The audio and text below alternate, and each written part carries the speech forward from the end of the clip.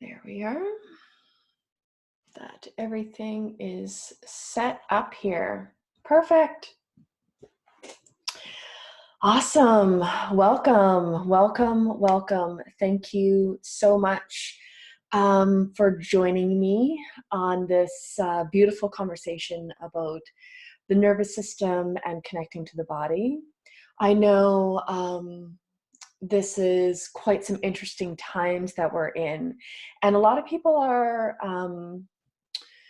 really wanting to connect to the body and calm the nervous system, because a lot of us are feeling a little bit more anxiety, some of that chaotic energy.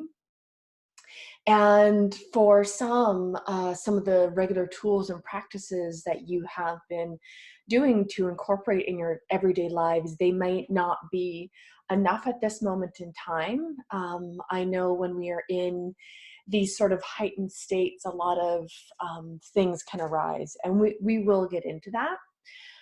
So some of the things we'll be talking about in discussion before we experience some of the tools will be the importance of taking care of the nervous system, what to do when we are in fight or flight mode, and how to support our nervous system going with the body's natural responses. And then we'll be experiencing the tools themselves. I'm really, really excited to have this discussion, because working with the nervous system has been something that I've been doing for several years now. Um, I It didn't come into my awareness until I began my yoga practice. I'll give you a little bit of background as to my relationship with this journey. And so it was about 7 years ago that I started my yoga practice. And what had happened in the first few months of that is that I recognized that I was not connecting to my body. And then what was happening is some old trauma that was stuck in the body was ready to release. I didn't realize that I was not having conversations with my body and listening to my body. I didn't know. I was never shown all the ways that to support our body through these things, and I had no understanding or basis of how our natural response um, to trauma and how it affects the nervous system. So even if you haven't experienced big traumas in your life, our nervous system is still so important to take care of, and we still hold on to everyday things that may seem really insignificant at that time, but if we haven't properly processed it, um, our bodies can hang on to that. And our nervous system is like this beautiful highway of information, and a beautiful highway to connect to all those messages.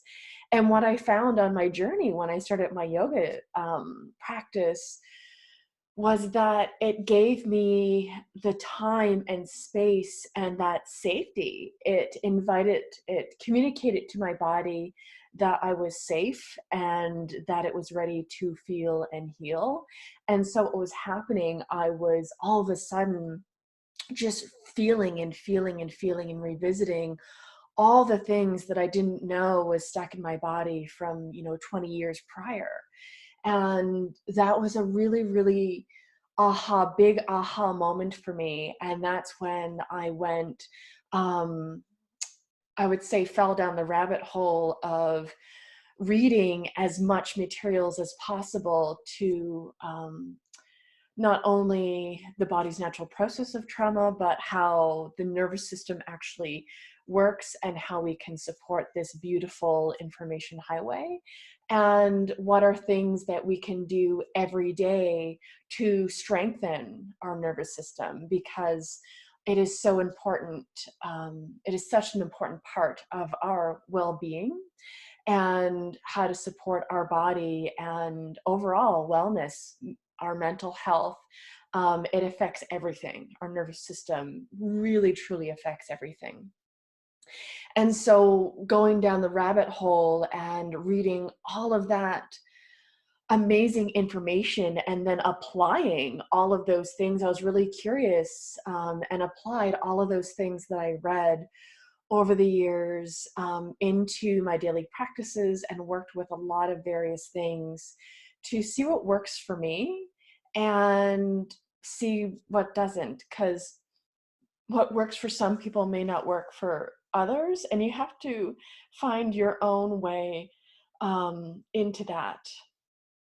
And so that's why I like to offer so many beautiful tools and ways to do that. So, the importance of taking care of your nervous system. As I mentioned, it is for your overall health and well being. There's all, our nervous system is quite complex. And, when we were kids, I remember being taught, you know, um, when our nervous system, in the sense that, we're taught as kids that if you touch something hot, we have nerves at the tips of our fingers, and that message is sent to our nervous system, and then we react and say, oh, let's move the finger off of that hot item. And yes, that is, one of the ways that it serves us. But also it is so, so much more than that. And it is there to support us. There's the sympathetic and parasympathetic modes. We can go into flight or fight, or calm and relaxation. And those two serve a really, really big purpose. I know it is our kind of our goal to maintain a balanced state of calm and relaxation. But without that fight or flight, that is actually a life-saving tool that our nervous system provides for us when we need to use those things. There are, for example, if you were in front of a bear, that natural response of fighting or flighting or whatever that may be, that's appropriate for that moment in time, is your body's natural way of responding and keeping you safe. It's always trying to keep you safe. But what can happen in, especially our modern society, as we are really bombarded with a lot of energy, with a lot of information, we can be stuck in that constant fight or flight mode, which then it becomes really taxing on the body, because it is always drawing. So when we become stuck in that mode, it affects our autoimmune system. It affects our health. It is all our hormonal balance, because it is always drawing a lot more of our internal and biological resources. And the more that we can bring ourselves into that calm, relaxed state, the more our resources are being replenished. And it's interesting, because I had no idea, for the most part of my life, I was actually in the fight or flight. And that led to a lot of health issues, that some of them were quite serious, and some were, I was told, were irreversible. But in working with my nervous system, and I found it very amazing that I was able to completely reboot my nervous system, and also balance out all the health stuff that I was diagnosed with, and was able to reverse it all. Even things that my family doctor told me was completely impossible to reverse. She's still quite perplexed, and now she asks me questions every time I'm in her office.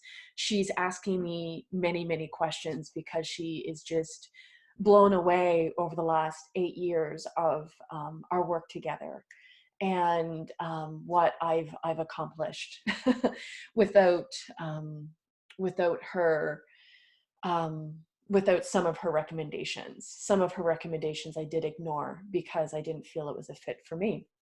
And she finds that quite quite fascinating how I was able to do that. And I really, um, really link it all back to our nervous system.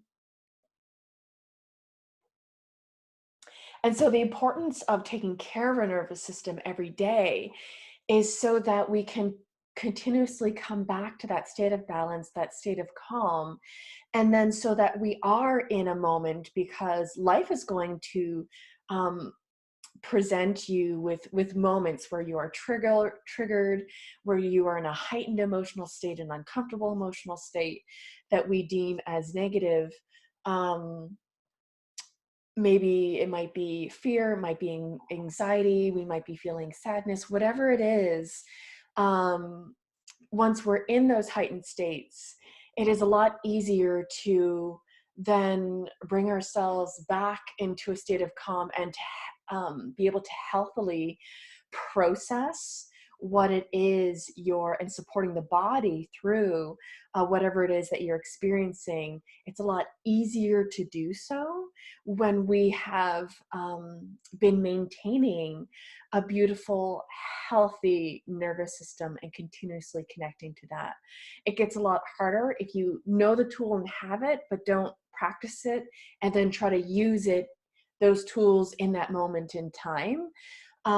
Because the more we use the tools, the more our bodies, all those pathways strengthen and they strengthen, and our bodies can um, go there a lot faster. And then we start to understand the language of our body, because when we're working with the nervous system, what we're actually doing is learning how to listen and connect to our body.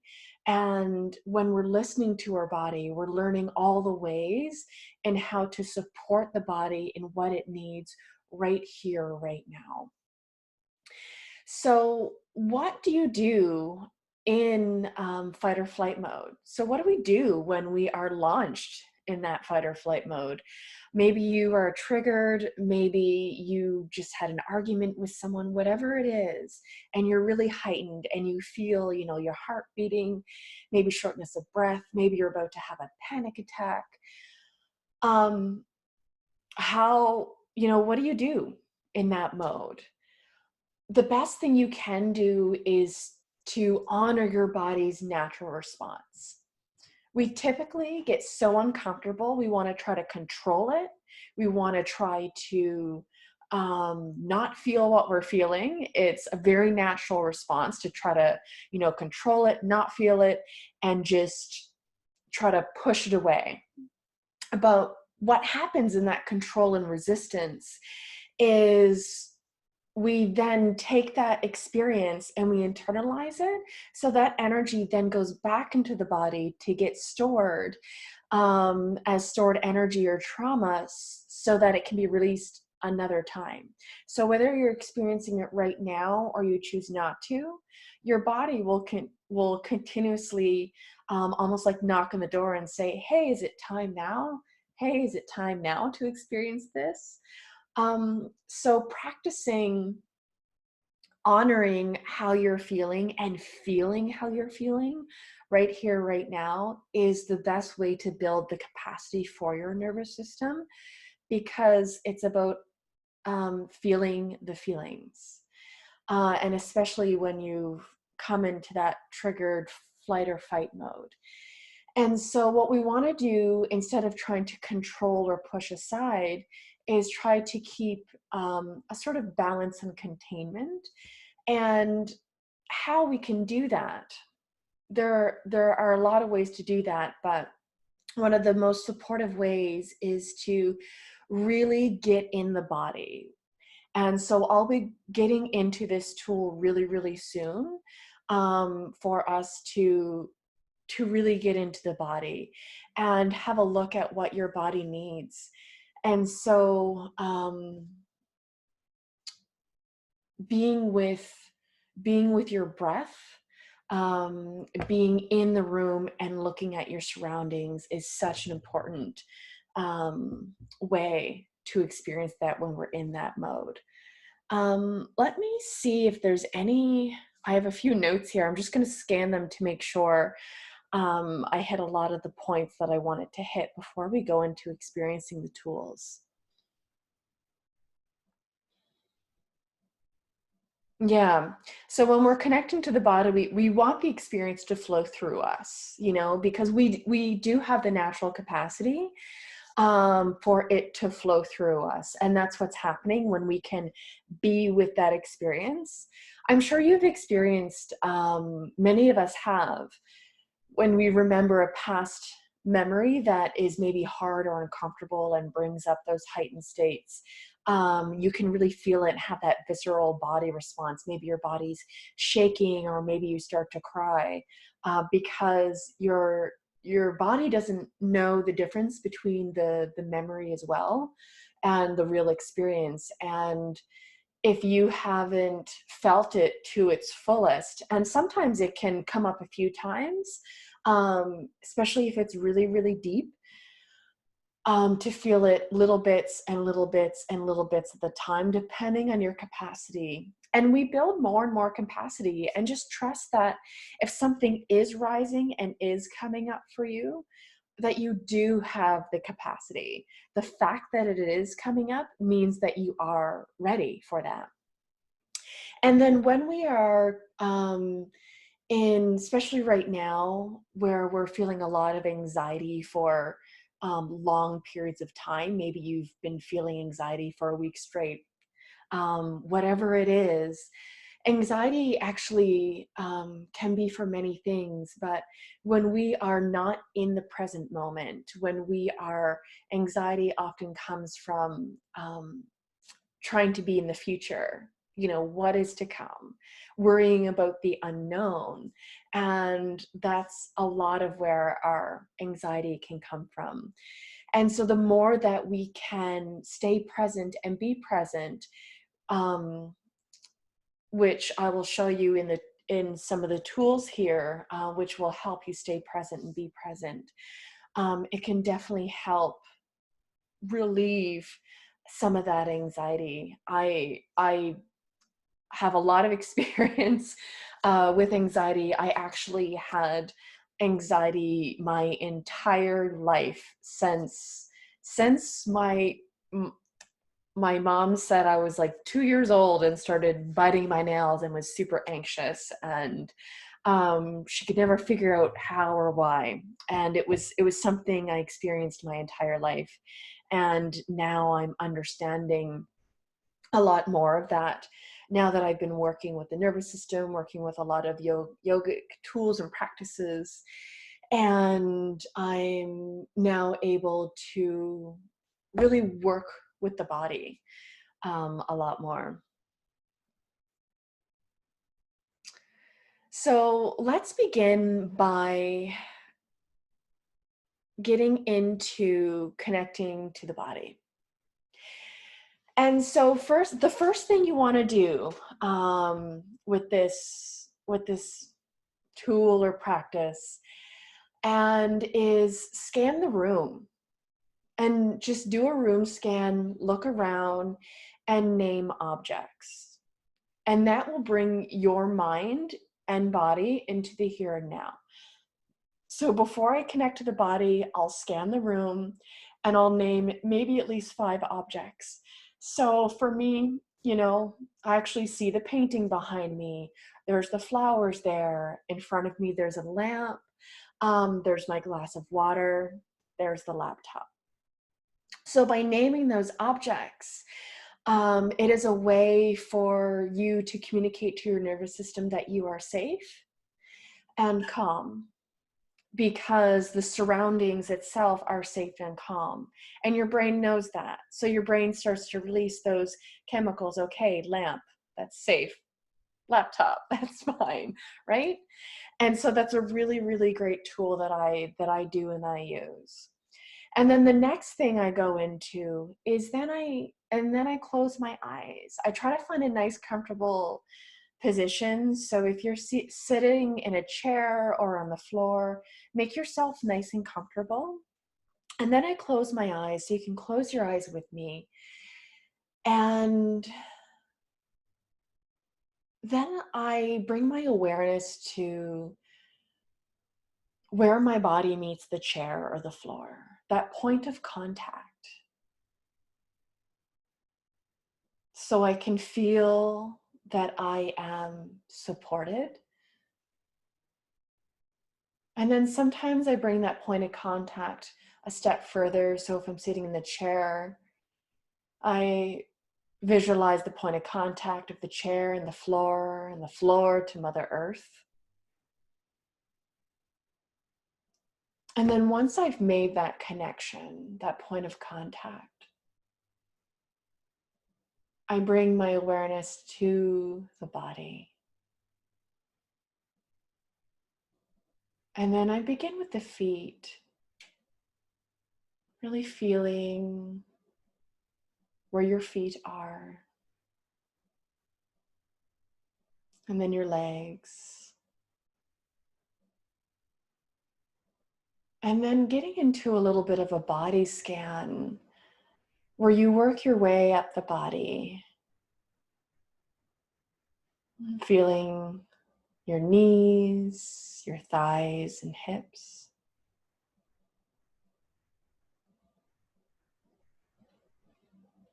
your abdominals and back, making sure I have a nice tall spine.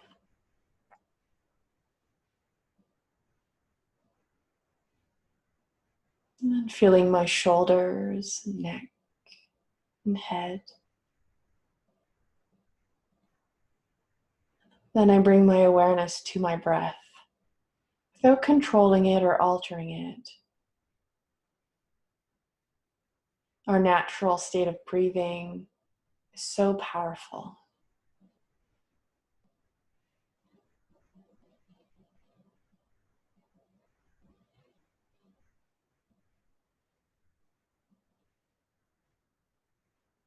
And so let's continue to connect with your body, continue to scan and feel.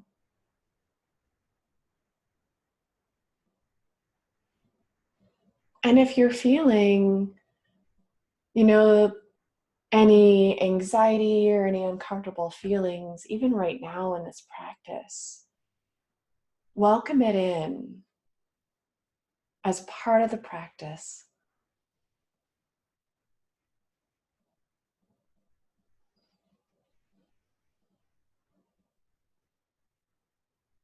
And simply feel it.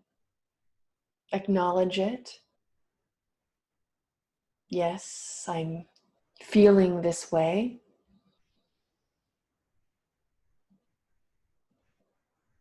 Those feelings need to be seen and heard.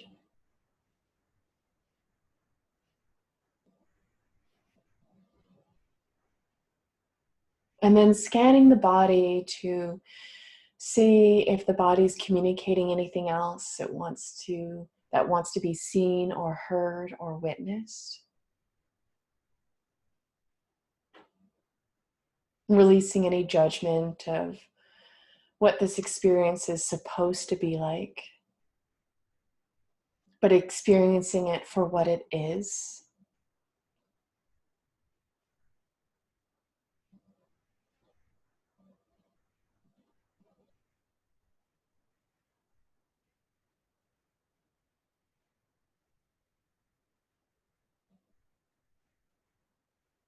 There might be a muscle speaking to you, or maybe an organ.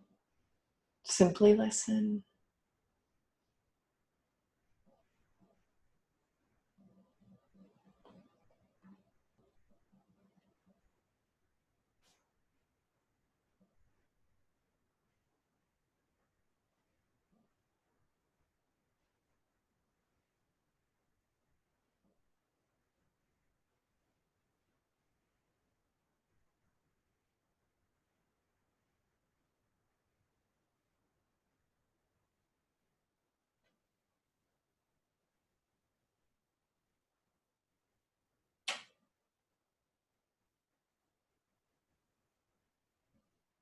And then keeping your eyes closed.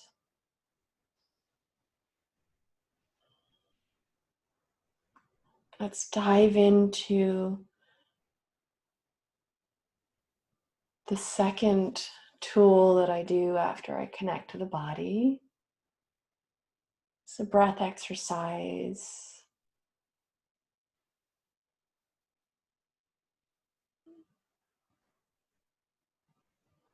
And keeping in mind that when we're working with the nervous system and releasing energy, it's our exhales that are the release.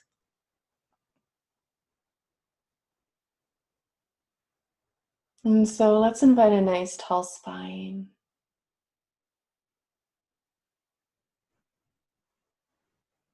And visualizing the spine, now that you've gotten into the body, you can really feel where your spine is. And visualizing a ball at the base of your spine. Let's begin to move that ball with breath. So as we inhale, moving that ball nice and slow all the way up the spine. And then once we reach the top, exhaling, slowly lowering the ball all the way to the base of the spine. Doing this a few times.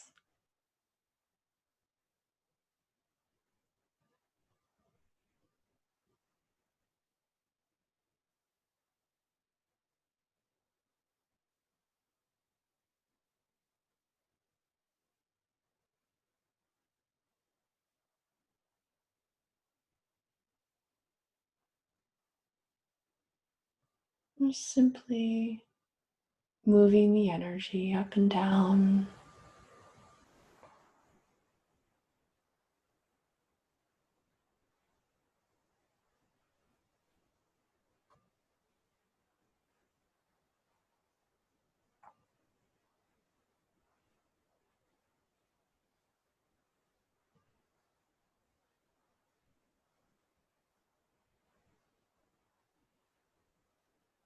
Just try a few more times, moving the ball nice and slow with breath.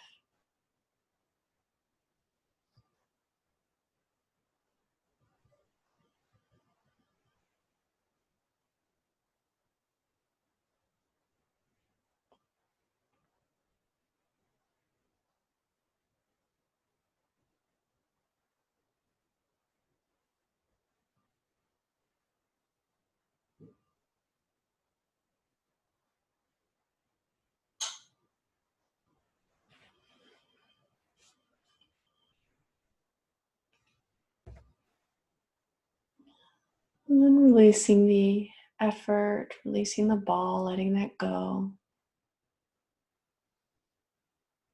Maybe you still feel like you have a little bit of energy to release, and a really great way to do that is by sighing.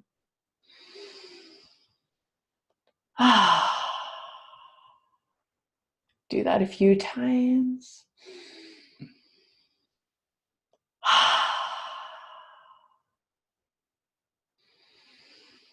And maybe a sound.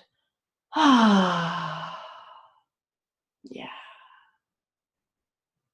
And then when you're ready, opening the eyes and coming back into the room.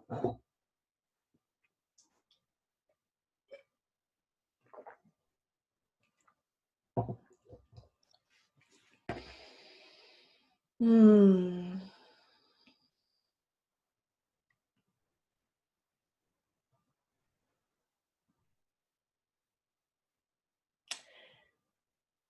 And so this experience of connecting to the body is a practice. And the more you do it, the more you listen, and the more you stay with your breath and build your capacity to feel whatever it is that you're feeling right here, right now, is the best way to work with the nervous system. Your nervous system, that is the superhighway of information and healing. It is your best healing tool. And so every day, each and every day, as I step into my meditation, I always begin by looking around me. I have a beautiful space that I set up for my yoga and meditation. And I look around, I actually have an altar, and I look at the objects on the altar and I name them. I really get into the room and into the body, connect with breath, and then I go into my practices. Because what can happen sometimes is um, our relationship with our practices, sometimes we are not fully embodying them. Sometimes we are in our practices as a means to an end, as a way to say, oh, I'm going to do yoga right now because I want to achieve this result, and you can fill in the blank. And I know I definitely I'm with you. Some days I am there and the mind goes to that. It wants to use it as a tool to solve a problem.